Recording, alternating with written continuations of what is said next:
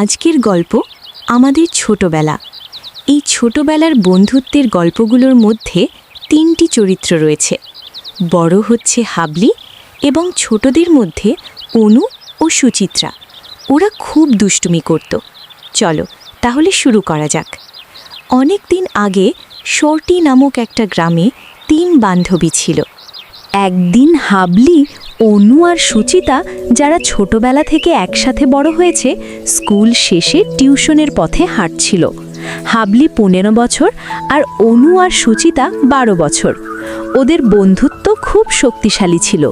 টিউশনে একসাথে যাওয়া, স্কুল শেষে পার্কে বসে গল্প করা, এসব ওদের জীবনের অংশ হয়ে উঠেছিল।